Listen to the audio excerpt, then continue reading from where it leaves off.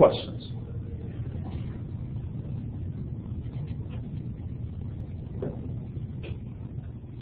And so in thinking about,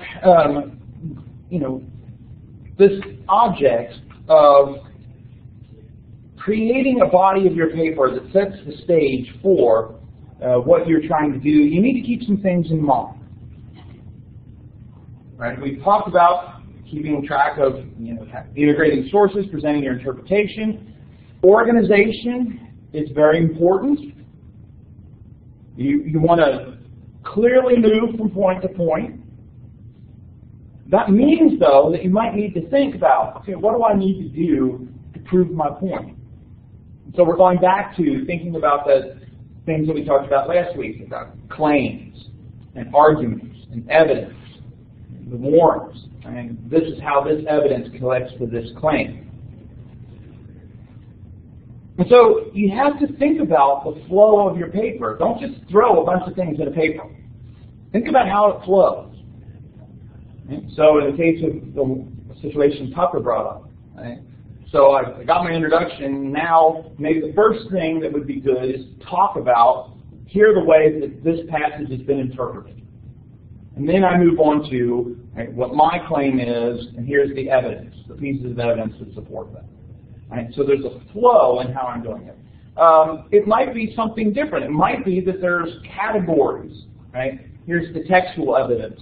Here's the manuscript evidence. Here's the history of interpretation. And so, and that's how I'm organizing it. It might be, if you're doing an exegetical paper, which is not quite what you're doing here, but you might focus on, in your passage, here's the first section of this verse. Here's the next section of this verse. Here's the last section of this verse. And so you need to think about, how do these ideas flow together? How do they move from point A to point B being introduction to B being conclusion? So those transitions of numbering, the phrasing, like additionally or on the other hand or however, those things are important to be mindful of.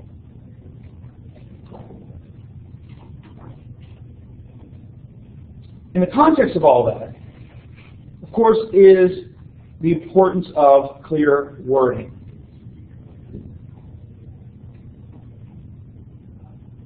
In writing, you should endeavor to avoid vague wording. Now, what constitutes vague wording? Well, it's going to be different in different situations, which in itself is kind of a vague assertion. Vague wording is not clearly communicating what it is you're trying to state. And so in producing your paper, you should be clear.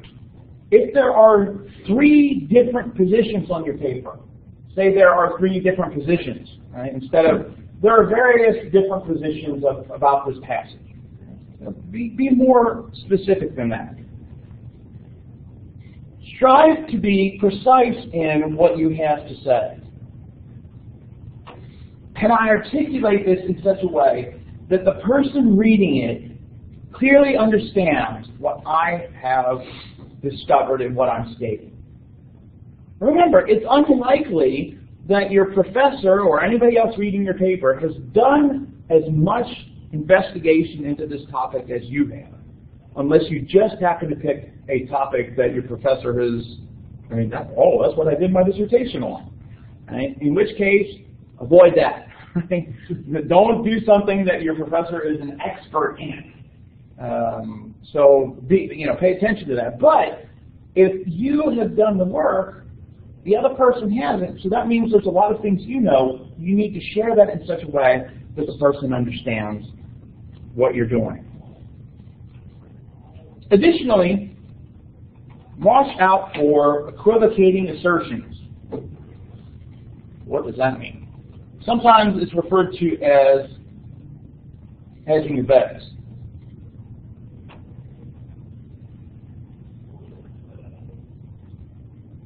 There is certainly a place for qualification.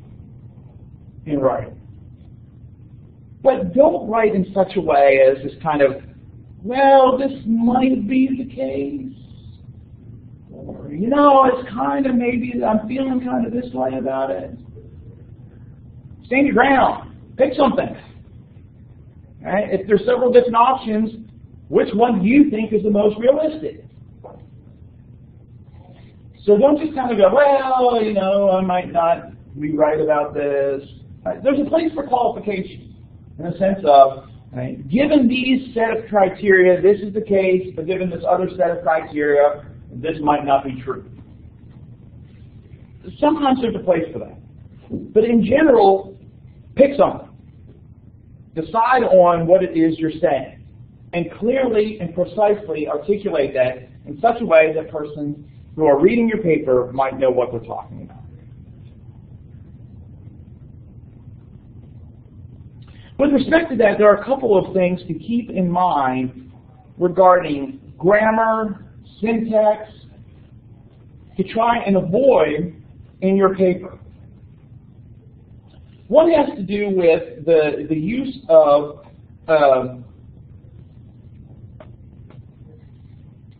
okay, before we get to that part, I was going to get to grammar. I had grammar on my slides, and I must have had some other slides that I forgot about. Okay, so in thinking about clear wording and precision, here are some examples. She gave some helpful comments about my writing. That itself, not bad, but it's not necessarily the most precise or concise expression that you might offer. Kind of vague. What do you mean by helpful? What do you mean by some? Instead, her praise encouraged me to finish my thesis. Right? Not just some helpful comments, it's comments that praise. What did they do? They encouraged me to do what? To finish my thesis. So it's more precise, it's clearer, it's more expressive of what you're trying to convey. So instead of just she gave some helpful comments about my writing, her praise encouraged me to finish my thesis. Now this isn't just something that affects college students. So, I still have problems with it. I got to revise and say, okay, what am I really talking about here? And other people will look at my writing and say, yeah, this is unclear. But sometimes you can really write in such a way that is not very clear. So here's another example. Many people express various opinions on this subject. Kind of vague. It's clear to say scholars have interpreted this passage in 3 ways. So if there's 3 ways, 3 ways. So clearly articulating what you're trying to say.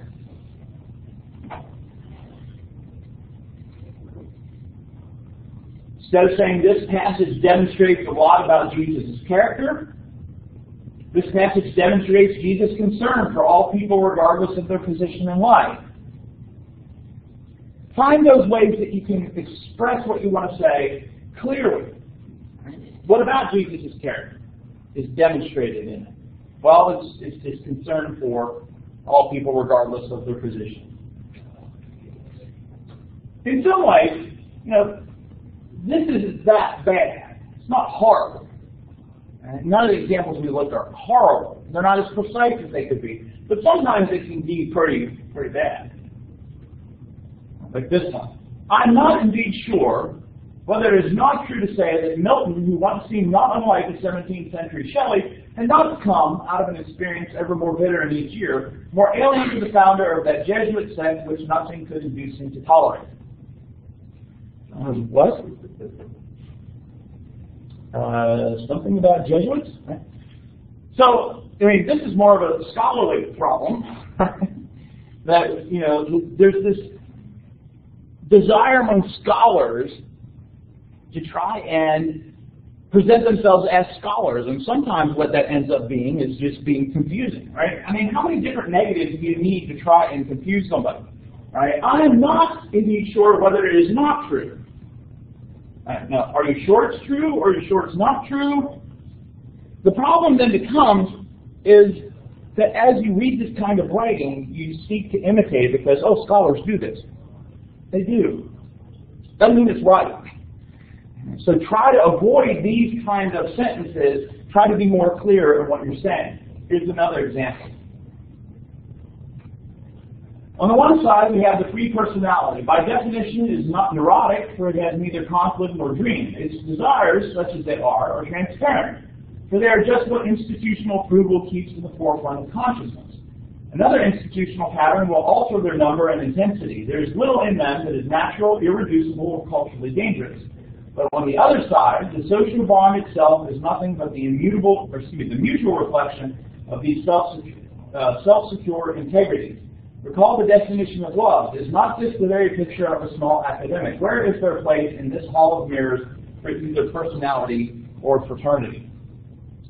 First of all, throwing that many clauses together by semicolons, right? I mean, look, there's one sentence. You have 3 semicolons in this thing. So it's very easy to, in an academic setting, fall into this trap of, oh, I got to talk very high and lofty, and it almost, I mean, you read some scholarly writing, and you could come to the conclusion that the purpose of scholarly work is to make sure nobody understands what you have to say. It's not. Scholarly work is supposed to be articulating new knowledge to people so that they might understand. Doesn't mean it's always perfect, but that's the point. How about this one? Now this one is actually a rephrasing of a biblical verse.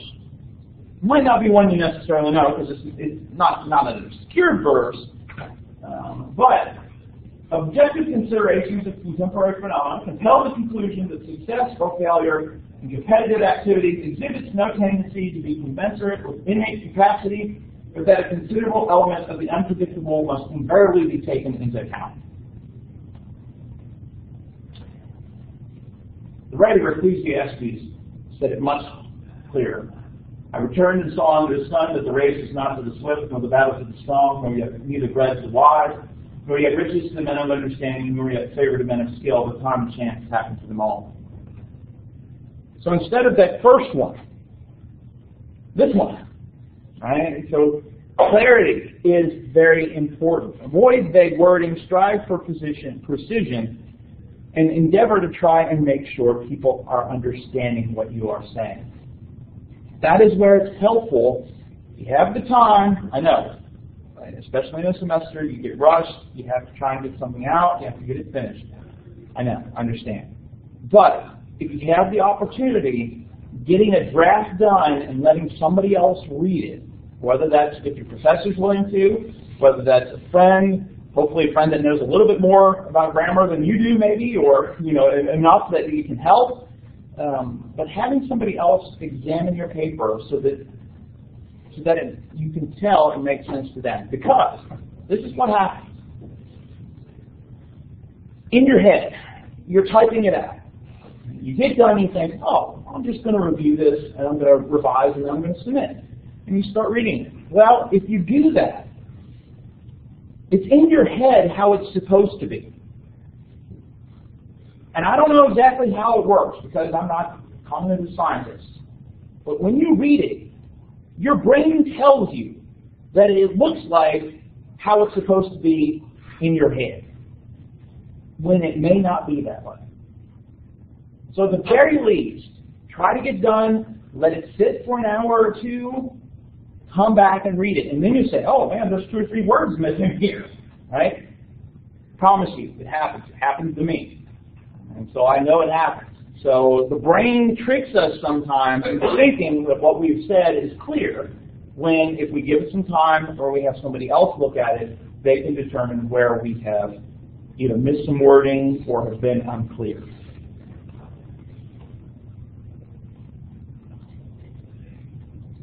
Now let's talk about grammar. I knew we were getting to it at some point. Grammar. Grammar can save lives. So consider how important grammar can be. It might seem to you a bunch of arcane rules, but I promise you, your grandfather will greatly appreciate the difference between these two sentences. There's quite a bit of difference between let's eat grandpa and let's eat grandpa. All right. One advocates cannibalism. The other does not. All right. Okay, it's not going to be that extreme. Right? Grammar is not going to necessarily stabilize. But use this example to say how you use grammar, including punctuation, can lead to either understanding or confusion. So a couple of things to keep in mind. I've tried to highlight some things that appear frequently in papers that you might want to keep in mind.